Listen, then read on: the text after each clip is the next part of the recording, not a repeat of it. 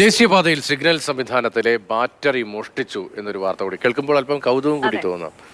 മാഹി ബൈപ്പാസിൽ പള്ളൂർ ഭാഗത്ത് ഇന്നലെ രാത്രിയാണ് മോഷണം നടന്നത്. 8 ബാറ്ററികൾ മോഷണം പോയതോടെ സിഗ്നലിന്റെ പ്രവർത്തനം നിലച്ചു.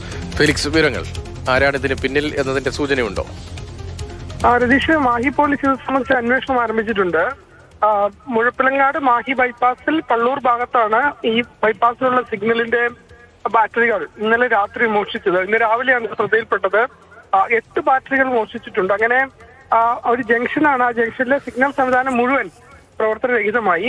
ഇതിന് പോലീസ് ഇത് സംബന്ധിച്ച് ആരാണ് ഈ ബാറ്ററികൾ മോഷ്ടിച്ചതെന്ന് സംബന്ധിച്ചുള്ള അന്വേഷണം ആരംഭിച്ചിട്ടുണ്ട്. പക്ഷേ ആ പ്രദേശത്ത് CCTVകളില്ല. അതാണ് പക്ഷേ മോഷ്ടാക്കൾ അവിടെ എത്തി ബാറ്ററികൾ മോഷ്ടിക്കാൻ ഇടയാക്കിയത് എന്നാണ് പൊതുവെയുള്ള വിലയിരുത്തൽ. ഏതായാലും കേരളത്തിന്റെ പ്രദേശത്തല്ല, മാഹിയുടെ പ്രദേശത്താണ്, പോണ്ടിച്ചേരിയുടെ പ്രദേശത്താണ് ഈ മോഷണം നടന്നിരിക്കുന്നത്. അതുകൊണ്ട് മാഹി പോലീസ് ഇത് സംബന്ധിച്ച് കേസെടുത്ത് അന്വേഷണം ആരംഭിച്ചിട്ടുണ്ട്. ഒപ്പം തന്നെ ഈ സിഗ്നൽ സംവിധാനം പ്രവർത്തനരഹിതമായതോടുകൂടി തന്നെ ഈ ചൊക്ലി അടക്കമുള്ള സ്ഥലങ്ങളിൽ നിന്നും ഈ ബൈപ്പാസിലേക്ക് വരുന്ന പാത തന്നെ അടച്ചിടേണ്ട ഒരു സ്ഥിതിവിശേഷത്തിലേക്ക് കാര്യങ്ങൾ എത്തിച്ചു.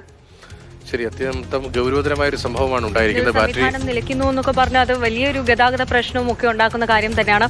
അതോടൊപ്പം ഈ അപകടത്തിന്റെ സാഹചര്യത്തിൽ ഇതൊക്കെ വളരെ പ്രധാനമാണ്. എന്തുകൊണ്ട്, ആര് അങ്ങനെ ചെയ്തു? ഒരു മോഷണമാണോ? ഈ ബാറ്ററികൾ വിൽക്കാൻ വേണ്ടി, അതിന് പണം കണ്ടെത്താൻ വേണ്ടി CCTVകൾ ഇല്ലാത്തതും മോഷ്ടാവിനൊരു ഉപകാരമായി എന്നതാണ്.